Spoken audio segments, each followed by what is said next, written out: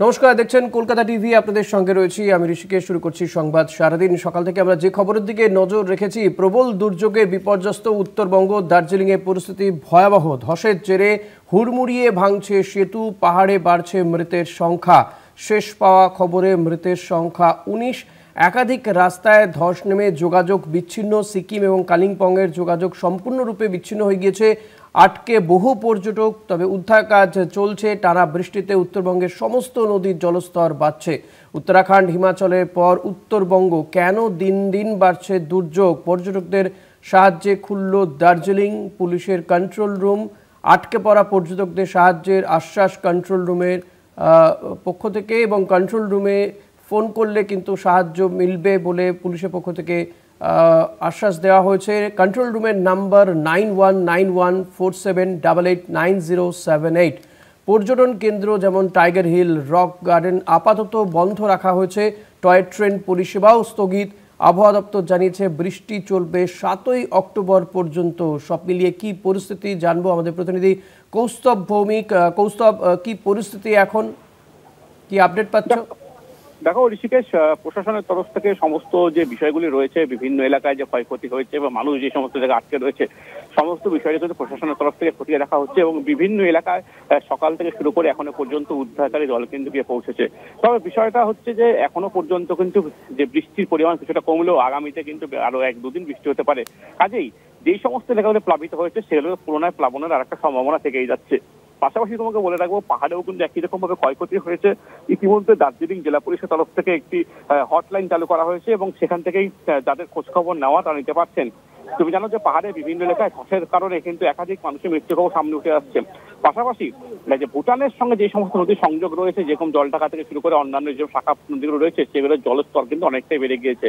ধূপগুড়ি থেকে জলপাইগুড়িগামী যে জলঢাকা সেতু ছিল, সেখানে কিন্তু কিছুক্ষণ আগে পর্যন্ত সেই সেতুর উপর দিয়ে যান চলাচল বন্ধ করা হয়েছিল প্রশাসনের তরফ থেকে, কেননা জলস্তর সেতুকে ছুঁয়ে যাচ্ছিল। তবে এই মুহূর্তে যান চলাচল স্বাভাবিক রাখা হয়েছে।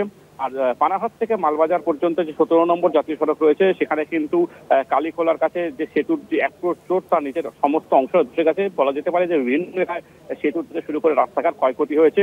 আগামীকাল মুখ্যমন্ত্রী আসছেন উত্তরবঙ্গে এবং দেখা যাক যে মুখ্যমন্ত্রী সেই সমস্ত জায়গায় ক্ষয়ক্ষতি হয়েছে যেই এলাকাগুলিতে মুখ্যমন্ত্রী পরিদর্শন করেন কিনা। তবে প্রশাসনের তরফ থেকে কিন্তু বিভিন্ন এলাকায় এখনো নজরদারি চলছে।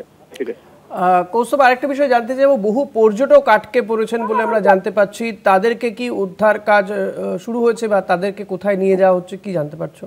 হ্যাঁ, একদমই। বিভিন্ন এলাকায় যেহেতু রাস্তায় ধস নেমেছে, বিভিন্ন রাস্তাঘাট বন্ধ রয়েছে পাহাড়ে, কাজে বিভিন্ন, তুমি জানো এটা পর্যটকের মরশুম, পুজোর ছুটিতে সবাই বেড়াতে এসেছিলেন।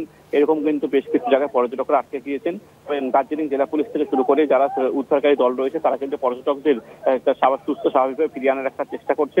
পাশাপাশি পর্যটকদের খোঁজ খবর নেওয়ার জন্য, যাতে তাদের আত্মীয় পরিজন যারা বাইরে রয়েছেন তাদের জন্য একটা হটলাইন চালু করা হয়েছে দার্জিলিং জেলা পুলিশের তরফ থেকে, যাতে কারো কোনো রকম সমস্যা না হয়। প্রশাসনের দিক থেকে সেই দিকটা দেখা হচ্ছে।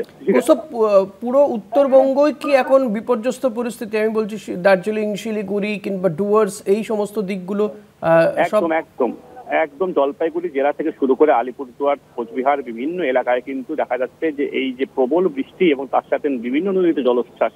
তুমি জানো যে উত্তরবঙ্গের বিভিন্ন নদী কিন্তু প্রায় সমস্ত নদী পাহাড়ের সঙ্গে সংযোগ রয়েছে। কাজেই পাহাড়ে বৃষ্টি যখন হয় তখন সমতলের নদীগুলোতে কিন্তু জলোচ্ছ্বাস দেখা যায়। তবে এই ক্ষেত্রে পাহাড়ে এবং সমতলের সমান তালে বৃষ্টি হয়েছে। এটা বলা যায় যে সমস্ত জায়গার যে একসাথে বৃষ্টি হওয়াতে কিন্তু নদীর জলস্তর অনেকটাই বেড়ে গেছে। জলঢাকা থেকে শুরু করে তিস্তা, ডায়না, ডুডুয়া, ঘিলান্ডি যত নদী রয়েছে সব নদীর জলস্তর একসাথে বেড়ে যাওয়াতেই কিন্তু এই পরিস্থিতি সৃষ্টি হয়েছে। ধূপগুড়ি ব্লকের গদারকুটি গ্রাম পঞ্চায়েতের যে বগরিবাড়ি এলাকা আছে, বগরিবাড়ি এলাকাতে কিন্তু বিস্তীর্ণ গ্রামাঞ্চল, চাষের জমি সমস্তটা ক্ষতিগ্রস্ত হয়েছে। প্রশাসনের তরফ থেকে ময়নাগুড়ি, ধূপগুড়ি, নাগরাকাটা, বানাহাট বিভিন্ন এলাকায় যারা বন্যা কবলিত এলাকার মানুষ, তাদেরকে সেই সমস্ত এলাকা থেকে উদ্ধার করে বিভিন্ন রিলিফ ক্যাম্পে নিয়ে যাওয়া হয়েছে। তবে এখনো কিন্তু নদীতে ব্যাপক জলোচ্ছ্বাস রয়েছে। সেই সাথে কিন্তু আকাশে কালো মেঘ, যদিও বর্তমানে বৃষ্টিপাত সেভাবে হচ্ছে না, তবে আকাশে কিন্তু একটা কালো মেঘ রয়েছে। কাজেই আগামীতে যদি বৃষ্টিপাত হয় বা একই রকম বৃষ্টি হয়, তবে সেই পরিস্থিতি প্রশাসন কিভাবে সামলাবে সেটাই কিন্তু এখন দেখার বিষয়। ঋষিকেশ, কৌস্তব, আরেকটা বিষয়ে জানতে চাইবো যে মুখ্যমন্ত্রী মমতা বন্দ্যোপাধ্যায় তিনি আগামীকালই যাবেন বলে জানা যাচ্ছে। তুমি এক্ষেত্রে কি খবর পাচ্ছ? সেখানে গিয়ে মুখ্যমন্ত্রী কোথায় থাকবেন? তিনি কি এই বিপর্যস্ত এলাকাগুলোতে যেতে পারেন? দেখো এখনো পর্যন্ত কিন্তু জেলা প্রশাসনের তরফ থেকে মুখ্যমন্ত্রীর যে সফরসূচি তিনি কোথায় কোথায় যাবেন সেটি কিন্তু আনুষ্ঠানিকভাবে জানানো হয়নি। তবে যেটা অনুমান করা হচ্ছে যে সমস্ত এলাকাগুলিতে এখনো যাতায়াত করা যাচ্ছে বা যাতায়াতের রাস্তা রয়েছে সম্ভবত বিপর্যস্ত এলাকাগুলি মুখ্যমন্ত্রী পরিদর্শন করতে পারেন। তার পাশাপাশি যে সমস্ত এলাকায় মানুষের ক্ষয়ক্ষতি হয়েছে বা প্রাণ হারিয়েছেন সেই সমস্ত পরিবারগুলির সঙ্গে মুখ্যমন্ত্রী দেখা করার সম্ভাবনা রয়েছে। কৌস্তব, জেলা প্রশাসনগুলির সঙ্গে মুখ্যমন্ত্রী একটা বৈঠক করেছেন, সেক্ষেত্রে জেলা প্রশাসনগুলোর পক্ষ থেকে কি রিপোর্ট দেওয়া হলো মুখ্যমন্ত্রীর কাছে? দেখো সার্বিকভাবে যে সকাল থেকে শুরু করে এখনো পর্যন্ত যে বিভিন্ন এলাকার ক্ষয়ক্ষতি থেকে শুরু করে বা বর্তমান যে পরিস্থিতি রয়েছে সমস্তটাই কিন্তু জানানো হয়েছে।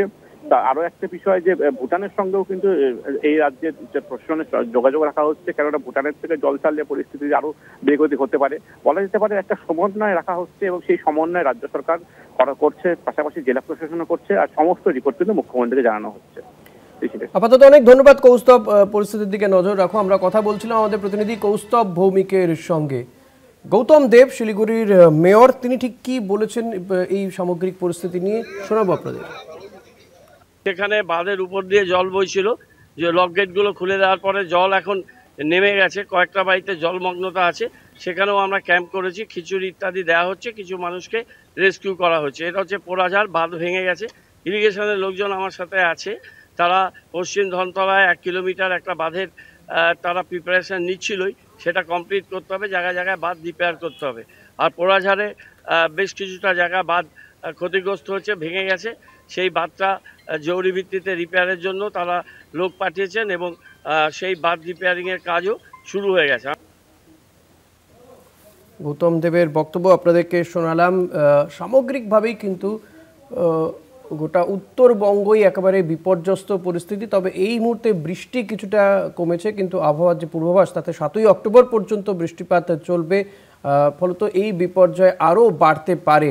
পুলিশের পক্ষ থেকে কন্ট্রোল রুম খোলা হয়েছে, পুলিশও তারাও উদ্ধার কাজে রয়েছেন। কি বলা হচ্ছে পুলিশের পক্ষ থেকে শোনাবো আপনাদের।